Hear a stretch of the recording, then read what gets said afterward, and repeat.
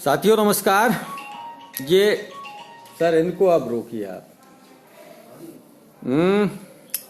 इस समय हम हैं उज्जैन कस्बे में, और उज्जैन कस्बे में हम क्यों हैं ये आपको थोड़ी देर बाद पता चलेगा। ये है उज्जैन का शिवाजी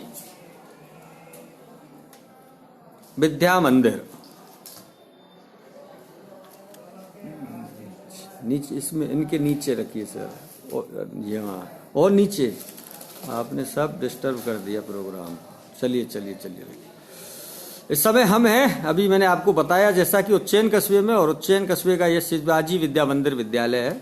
शिवाजी विद्या मंदिर विद्यालय की ये दो बेटियां आपके और मेरे दोनों के ही मोबाइल की स्क्रीन पर हैं, और ये बेटियां इस मोबाइल की स्क्रीन पर अपनी काबिलियत की वजह से हैं। इनके अंदर क्या काबिलियत है वो आपको इनसे मिलने के बाद पता चलेगा। पिता देवेंद्र सिंह की दो पुत्रियां प्रज्ञा और दिव्या, प्रज्ञा सिंह और दिव्या सिंह। पिता हैं देवेंद्र सिंह, और पिता ने बेटियों को एक कविता ला करके दी और बेटियों ने उस कविता को गुनगुना दिया। कविता थोड़ी सी असरदार है और आप सुनेंगे तो ज्यादा असरदार लगेगी आपको। कविता का टाइटल है इस बेशर्मी के हम खुद ही जिम्मेदार हैं। समाज बदल रहा है और समाज में बहुत तेजी से चीजें बदल रही हैं। आसानी से वो चीजें पकड़ में नहीं आ रही हैं। सब लोग एक दूसरे को घटनाओं को लेकर के आरोपित कर रहे हैं। सच को कोई नहीं स्वीकार कर रहा है, लेकिन इन बेटियों ने अपनी उस कविता में ये बताने की कोशिश की है कि ये जो समाज की बेशर्मी है इसके लिए किसी दूसरे को दोषी नहीं ठहराया जा सकता, उसके लिए हम खुद ही क्या हैं, जिम्मेदार हैं। तो प्रज्ञा और दिव्या दोनों से ही वो कविता सुनेंगे, कविता के भाव सुनेंगे, जानेंगे। बेटियों एक बार हाथ जोड़ के नमस्कार कर दीजिए हमारे दर्शकों को। वो कविता आपके पास कहाँ से कैसे आई अब बताइए। वो हमारे पिताजी ने हमारे लिए बताई थी। उन्होंने बताया था कि इस कविता को अगर आप बोलेंगे तो थोड़ा इफेक्ट पड़ेगा, क्योंकि आजकल लोग बाग देखते हैं कि स्त्री शिक्षा मतलब लड़कियों को लोग पढ़ा रहे हैं। जोर से बोलिए। लड़कियों को लोग पढ़ा रहे हैं कि नारी शिक्षा आगे बढ़े, मतलब नारी को पढ़ाया जाए, उसे विकसित किया जाए। लेकिन कुछ मतलब इसी तरह के लोग होते हैं जो लड़कियों को पढ़ने नहीं दे रहे हैं। मतलब उनसे समाज में अपराध भी बढ़ रहा है। समाज में अपराध भी बहुत बढ़ रहा है और बेशर्मी की हद उन लोगों ने पार कर दी, पार कर रखी है। बेशर्मी कोई जंगल का शेर नहीं कर रहा है, समाज में इंसान ही बेशर्म हो गया है। और उस सारी बेशर्मी के हम खुद भी जिम्मेदार हैं। हम किसी और को दोषी नहीं ठहरा सकते। हम सारी चीजों के लिए किसी और को दोषी नहीं ठहरा सकते, क्योंकि इस सारी बेशर्मी के हम खुद भी जिम्मेदार हैं। आजकल औरत घर से बाहर निकलकर पढ़ना चाहती है, लेकिन ये समाज उसे आगे बढ़ने जब आप उसे रास्ता चलने ही नहीं देंगे, जब आप उसे सुरक्षित सड़क पर यात्रा ही नहीं करने देंगे, तो वो पढ़ने कैसे जाएगी। उसे पढ़ने से रोका जा रहा है, उसके साथ बेशर्मी की बातें की जा रही हैं और उससे बलगर बातें कही जा रही हैं, जिससे मतलब आजकल की जो एजुकेशन है वो भी एडवांस हो चुकी है। हाँ।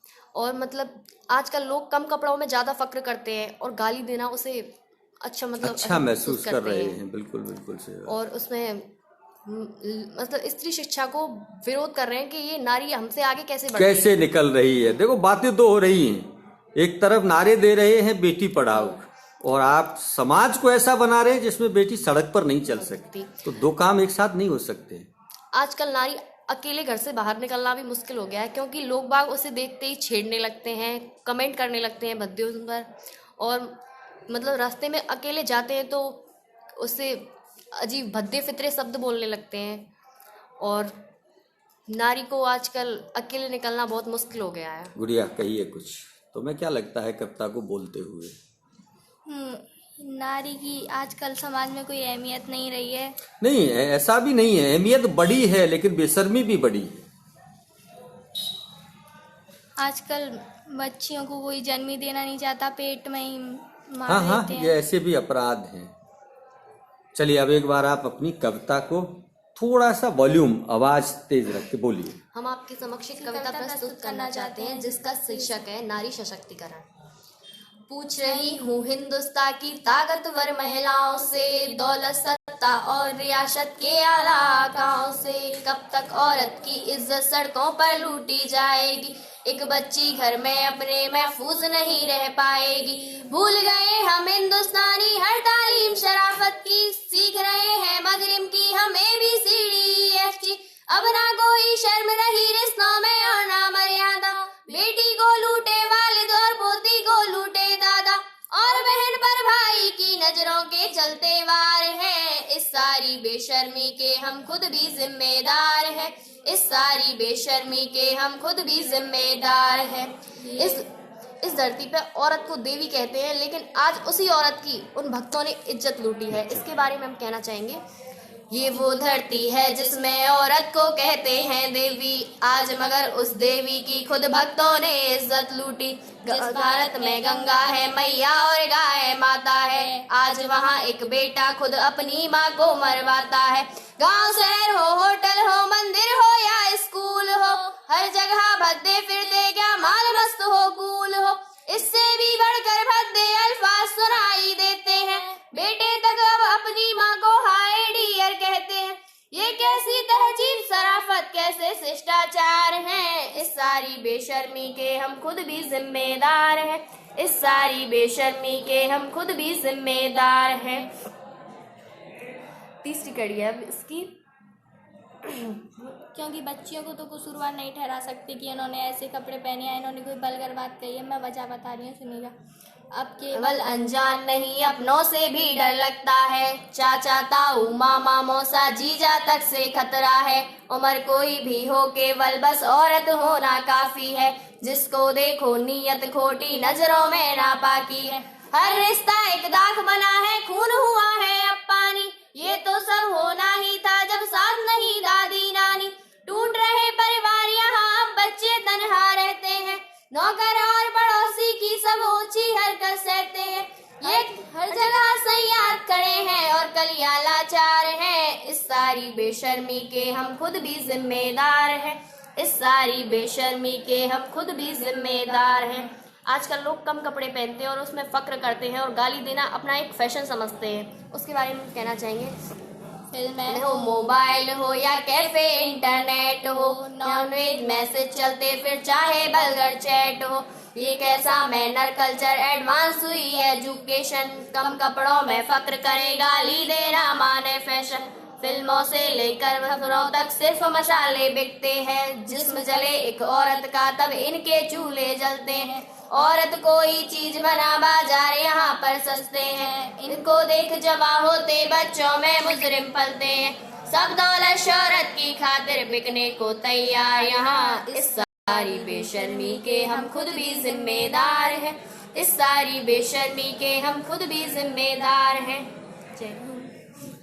थोड़ा सा और बताइए कुछ। इसको बोलते समय इसके शब्दों से आप खुद कितना इत्तेफाक रखती है?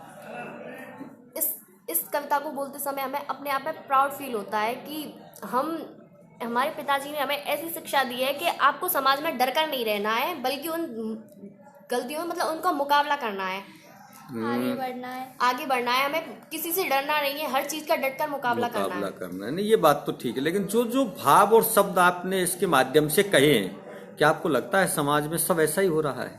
समाज में ऐसा ही हो रहा है, क्योंकि आजकल लड़कियां सड़क पर अकेले चलना इतना मुश्किल हो गया है, क्योंकि ये सारी इत्तेफाक हम यहाँ भी देख चुके हैं। हमारे स्कूल में भी कई घटनाएं हो चुकी हैं, ऐसी भी हम मतलब बता सकते हैं। हाँ, रास्ते चलते भी परेशानी होती है। हाँ, रास्ते चलते भी निकल के आते हैं तो दिक्कत होती है, और लोग गालियां देते हैं, मतलब ये नहीं देखते कि यहाँ कौन जा रहा है, कौन निकल रहा है, क्या है, कैसे है, किसकी क्या गाली देने में फक्र समझते हैं, फक्र समझते हैं। बेटियों, आपने ये सुंदर सी कविता हमारे दर्शकों के लिए प्रस्तुत की, आपका बहुत बहुत धन्यवाद। आपने हमारे लिए ये कीमती समय दिया। साथियों, नमस्कार।